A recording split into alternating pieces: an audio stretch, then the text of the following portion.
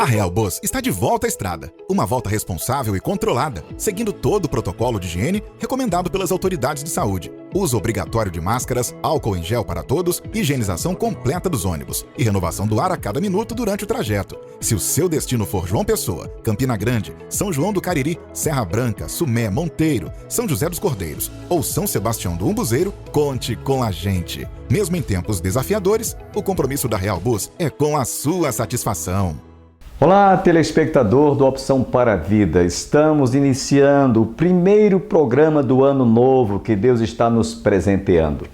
E nesse iniciozinho do programa, eu quero lembrar a todos que nós estamos como que deslaçando o laço do ano novo que ora recebemos como presente, como dádiva de Deus.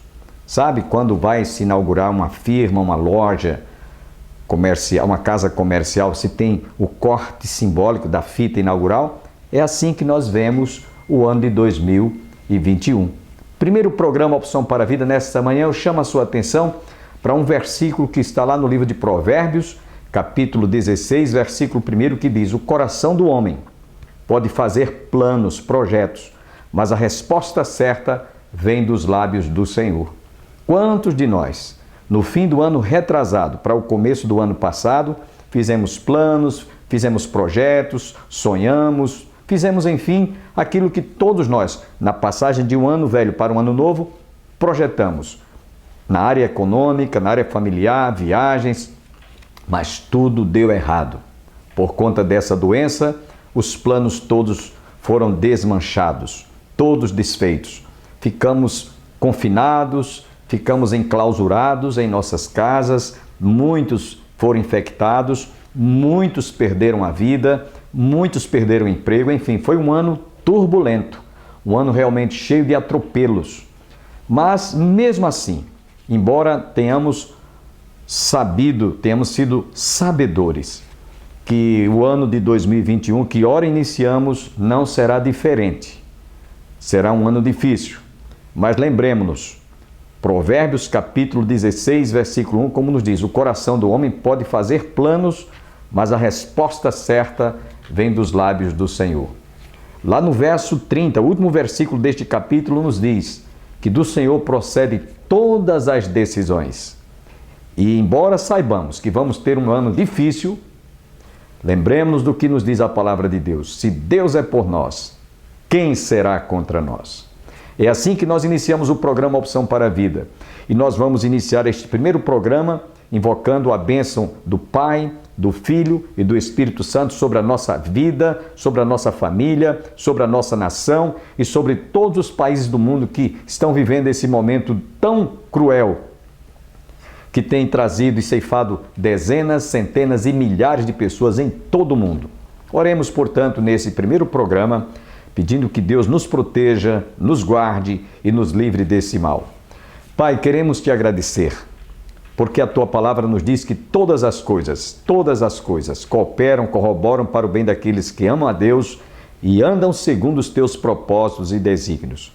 E eu quero colocar nessa hora cada família, cada telespectador, em todos os lugares, onde quer que este programa esteja alcançando essas vidas ou essas famílias, guarda-os, livra-os, protege-os desta doença e abençoe a cada coração. Pedimos-te, ó Pai, também a tua bênção sobre a nossa pátria, sobre o nosso país, para que tu abençoes o nosso presidente, para que ele tome decisões certas, precisas, no momento exato, para que não haja danos maiores, além do que nós já sofremos. Nós te pedimos a tua bênção nessa hora, através deste programa, para todos quantos estão conosco, em nome de Jesus. Amém e amém.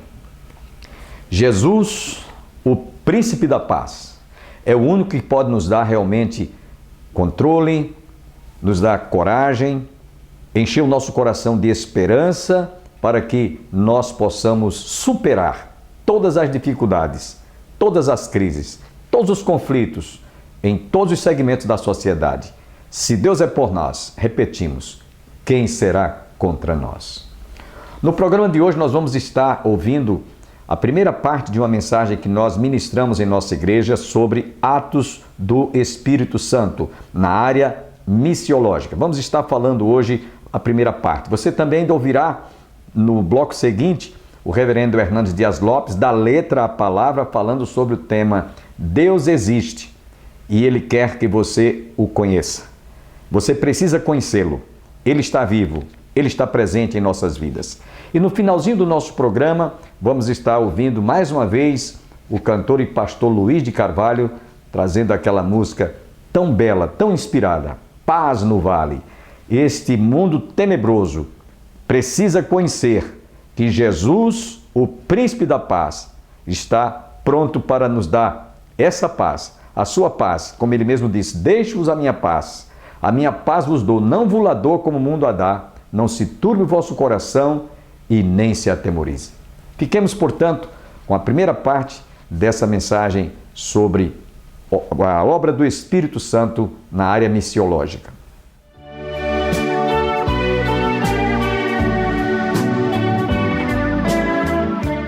Graciosa paz para todos que estão aqui e para os que estão em casa. Graças a Deus porque Ele tem nos dado a vitória em Cristo Jesus. Que bom estarmos aqui nessa noite, para juntos estudarmos a palavra de Deus. Você que está em casa, poderia estar aqui conosco, embora que alguns não possam vir porque estão se recuperando, a exemplo da família do irmão Manuel Nascimento, que esteve aqui terça-feira, oramos e continuaremos orando, e outros demais irmãos, mas aqueles que podem vir e ficam em casa, olha, você não vai ao trabalho, você não vai à padaria comprar pão, você não vai à feira, você não vai ao supermercado, você não vai ao shopping, porque não vem à casa do Senhor. Portanto, venha no próximo culto, não perca a oportunidade que nós temos de estarmos na casa do Senhor, como o salmista nos diz, alegrei-me quando me disseram, vamos à casa do Senhor. Quem pode dizer amém? Irmãos, nós estamos realizando um estudo sobre o livro de Atos, e já faz alguns meses que nós estamos realizando esse estudo, e nós vimos que o livro de Atos trata de Atos dos Apóstolos, Atos do Espírito Santo, Atos da Igreja, que a gente vai ver se termina hoje essa parte, e depois Atos missiológicos. Inclusive domingo à noite nós vamos ter o culto de missões e muita coisa que a gente vai falar sobre este estudo no livro de Atos dos Apóstolos, que trata dos atos missiológicos. Nós vamos abordar já domingo no nosso culto à noite. Nosso irmão diácono Sidney é quem vai estar dirigindo o culto. Mas eu chamo a atenção dos irmãos para lermos apenas um versículo, onde nós estamos baseando nesses dias essa porção desse estudo. Livro de Atos, capítulo 20, versículo 28. Atos, capítulo 20, versículo 28. E você pode ler ou pode nos acompanhar em casa esse texto que nós vamos ler agora. Olhai, pois, por vós e por todo o rebanho sobre que o Espírito Santo vos constituiu bispos para apacentardes a igreja de Deus, que Ele resgatou com o seu próprio sangue. Nós tivemos na última semana tratando sobre esse texto e abordamos os fatos históricos do primeiro, do segundo e do terceiro século. Hoje a gente vai continuar ainda trazendo os subsequentes séculos, e nós vamos ver muita coisa que foi enxertada na igreja, que foi de forma muito, eu diria até irresponsável, roubando assim a veracidade da doutrina para ser substituída por heresias, por ventos de doutrinas, por muitas indulgências, e que quando você se converte ao Evangelho do nosso Senhor e Salvador Jesus Cristo, você percebe quanta coisa a gente durante muitos anos foi enganado. Eu espero que você que é católico, que é uma pessoa religiosa, abra bem os seus ouvidos, porque nós vamos falar muita coisa hoje que se você atentar consideravelmente para o Evangelho do nosso Senhor e Salvador Jesus Cristo, você não tem outra opção a fazer senão a crer nesta palavra que foi inspirada verbal e plenariamente. Quando Paulo, escrevendo a carta aos Efésios, eu vou falar alguma coisa hoje sobre isso, nós encontramos Paulo declarando: edificados sobre o fundamento dos apóstolos e profetas, sendo ele mesmo Cristo Jesus a pedra angular. Lembra-se que nós lemos no culto anterior a esse, que Jesus, lá em Mateus capítulo 16, versos 13 a 19, ele disse que estaria estabelecendo a sua igreja sobre as declarações de Pedro. Qual foi a declaração de Pedro? Tu és o Cristo, o Filho do Deus vivo. Jesus disse: sobre as tuas palavras, sobre esse teu depoimento, sobre esta tua declaração, que tinha sido, tu és o Cristo, Filho do Deus vivo. E Jesus disse: não foi carne nem sangue que te revelou, mas o meu Pai que está nos céus. Então ali nós vemos logo de início que Jesus então estava recebendo o reconhecimento de um dos apóstolos como sendo ele realmente a pedra angular, a pedra de esquina, que aliás Paulo, isto é, no Evangelho de João, no capítulo 1, nos diz que Jesus veio para o que era seu, mas os seus não o receberam, antes rejeitaram-no. Mas a todos quantos o aceitarem, o receberem, Deus deu-lhes o direito de se tornarem filhos de Deus, a saber os que creem no seu nome. É por isso que a gente, quando faz geralmente uma pregação, a gente faz um apelo: quem quer aceitar Jesus? As pessoas não entendem, porque lá em João, Evangelho de João, capítulo 1, versos 10 a 12, Jesus mesmo disse, João mesmo afirma: veio para o que era seu, que eram os judeus, esses o rejeitaram, mas a todos quantos o aceitarem, como a gente faz, quem quer aceitar Jesus, todos quantos o receberam, Deus deu-lhes o direito de se tornarem filhos de Deus, a saber os que creem no seu nome. Aí você diz assim: pastor, e todo mundo não é filho de Deus? Não, não. Eu posso afirmar pela palavra de Deus, segundo o Evangelho de João capítulo 3, versículo 16, Deus amou ao mundo de tal maneira que deu o seu Filho unigênito, para que todo aquele que nele crê não pereça, mas tenha a vida eterna. E aí, o homem é criatura de Deus, mas a todos quantos o receberam, Deus deu-lhes o direito de se tornarem filhos de Deus, a saber os que creem no seu nome. Então é aí quando você realmente se torna filho de Deus, é aí quando você nasce de novo, se torna uma nova criatura, não por uma religião, não por fazer parte de uma igreja, mas por ter realmente nascido de novo, nascido não da água nem da carne, mas do Espírito. Eu quero que você pense que Jesus, quando falou a Pedro que estaria estabelecendo a sua igreja, ele disse isso: as portas do inferno não podem prevalecer contra ela. E nós vimos no último culto de doutrina que nos 3 primeiros séculos a igreja começou a sofrer todo tipo de perseguição. Cristãos foram jogados nas arenas, cristãos foram martirizados, cristãos foram perseguidos. Aliás, lá no mesmo livro de Atos, nós encontramos Saulo de Tarso perseguindo os cristãos, Estevão sendo um dos primeiros mártires a morrer aos pés de um jovem chamado Saulo. Ali era Saulo, que mais tarde, depois que se encontrou com Jesus a caminho de Damasco, teve o seu nome mudado para Paulo de Tarso. Nós vemos, irmãos, que a igreja, ela sofreu todo tipo de perseguição desde os primeiros séculos, e não parou, e nem vai parar. Enquanto a igreja estiver aqui militante, ela vai sofrer todo tipo de embate, de perseguições, todo tipo de luta, de batalha, é uma batalha espiritual. E quero dizer uma coisa para vocês, que digam os pastores, como nós estamos vivendo numa época dificílima de sermos pastor, de apacentar ovelhas.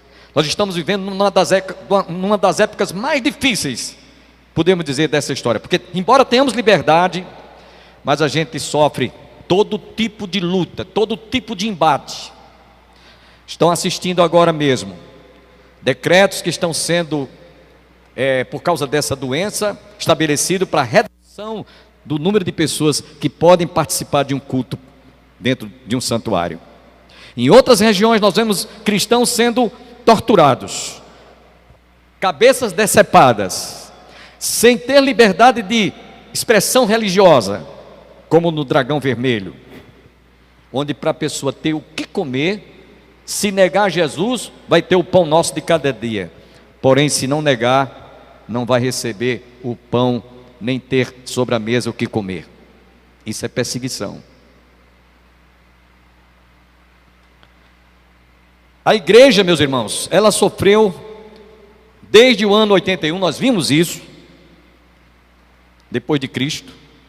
A gente foi vendo até o 3º século, e a gente terminou mostrando aos irmãos, eu tenho tudo aqui anotadozinho, que Pedro nunca foi a cabeça da igreja, e sim Jesus.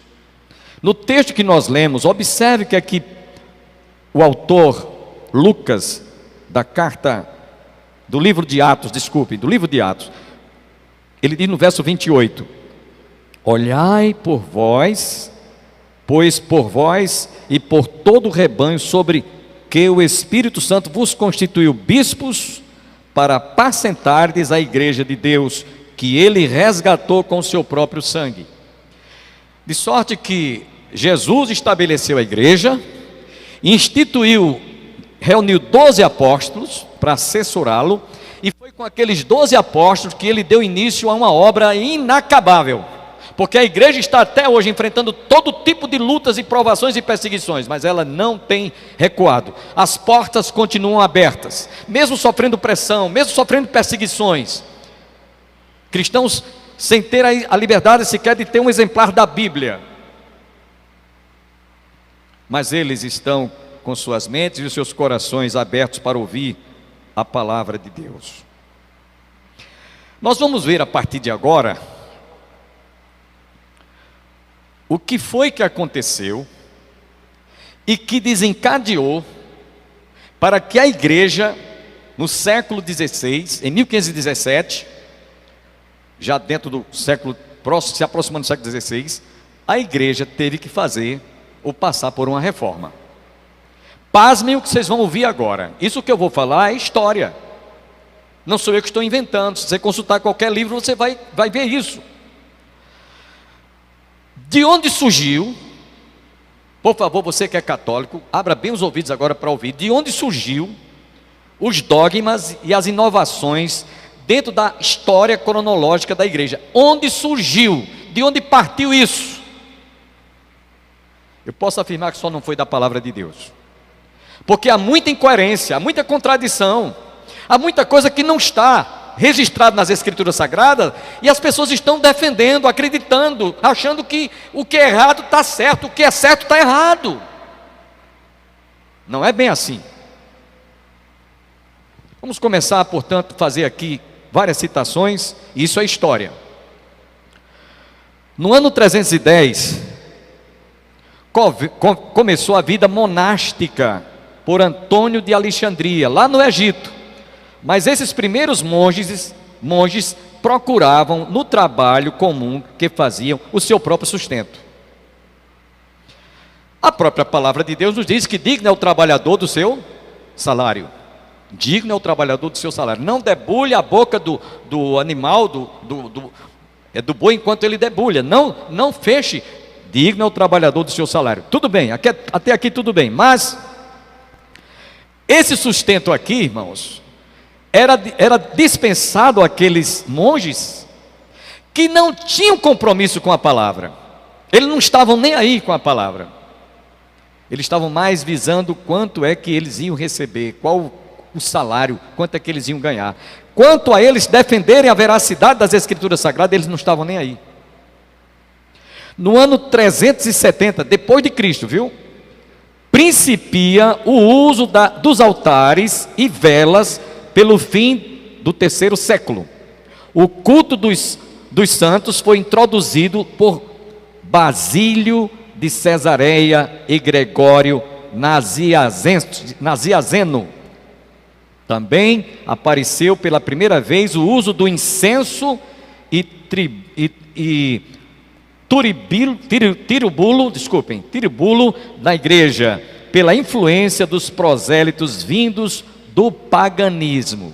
Então as coisas foram sorrateiramente, sutilmente penetrando na direção da igreja e foi aos pouquinhos descartando as Escrituras. Por isso que Jesus disse: errais em não conhecerdes as Escrituras.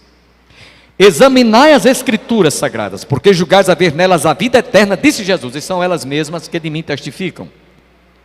Eu duvido, você que é católico, apostólico, romano, eu duvido, se você quando começar a ler a palavra de Deus e examinar as Escrituras, você vai continuar no erro. Mas não vai mesmo. Porque ou você acredita na verdade, ou você vai dar crédito na mentira. Então, foram enxertando, foram colocando essas coisas. No ano 400, depois de Cristo, Paulino de Nola ordena que reze pelos defuntos e ensina o sinal da cruz feito no ar. Sinal, você sabe, né? Sinal da Santa Cruz. Isso não está na palavra de Deus. Não existe. Se você me provar, não existe. A cruz que está na palavra de Deus é mostrando o Filho de Deus crucificado pelos meus e pelos teus pecados, pelos nossos pecados. E não dizendo que eu devo fazer o sinal da cruz. Que aliás tem pessoas que faz quando passa na porta do cemitério, quando passa na porta da igreja, quando alguém faz alguma coisa assim que ele sente que aquilo partiu do demônio, também faz o sinal da cruz. Então esse sinal da cruz serve para trazer às pessoas um sentimento de reverência, outras vezes de espanto, de medo, de pânico, e às vezes também para enfrentar o próprio Satanás. A cruz vazia não faz Satanás fugir.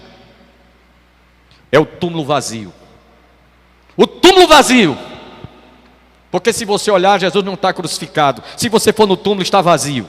Nós já tivemos a oportunidade de várias vezes, a gente vai lá no túmulo, no jardim da tumba, e está vazio.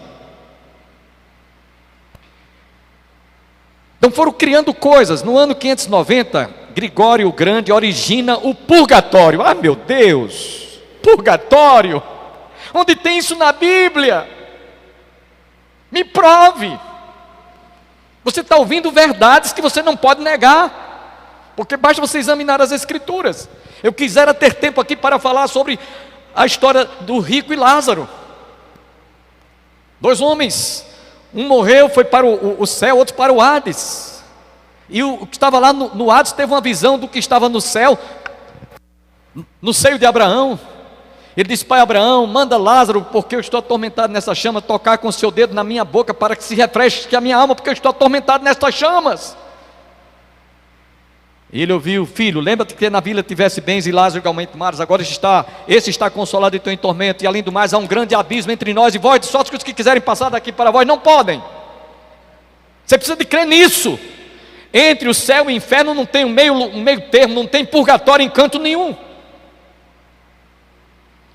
Jesus disse: larguem a porta, espaçoso o caminho que conduz para a perdição, e muitos são os que entram por ela, enquanto que estreita é a porta e apertado o caminho, são poucos os que entram por ela.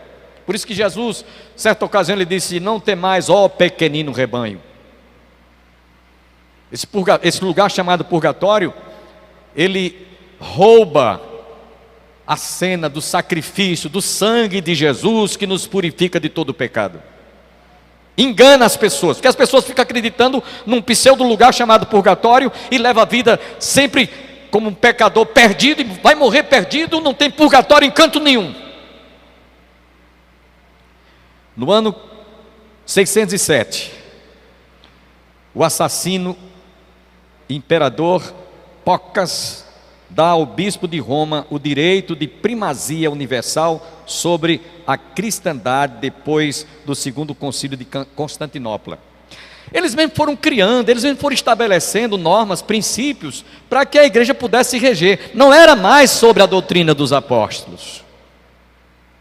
Esse termo que Lucas usa aqui no livro de Atos, verso 28, olhai pois por vós e por todo o rebanho, sobre que o Espírito Santo vos constituiu bispos. Eles pegaram essa palavra bispos e utilizaram para que eles pudessem fazer as interpretações de acordo com a religiosidade que eles estavam criando, de acordo com os dogmas, de acordo com as inovações. Amanhã você poderá continuar conosco ouvindo a segunda parte da mensagem que nós transmitimos e bem como estaremos ainda realizando mais um programa para o nosso alimento espiritual. Se há uma hora difícil que nós precisamos de estar nutridos, alimentando o coração com a palavra de Deus, é no começo desse ano, porque sabemos que os tempos são difíceis, os dias são trabalhosos. E somente com a proteção divina, somente sobre os cuidados do nosso Pai Celestial, nós superaremos todas as crises, todas as dificuldades que porventura sobrevenham sobre a nossa vida durante esse ano novo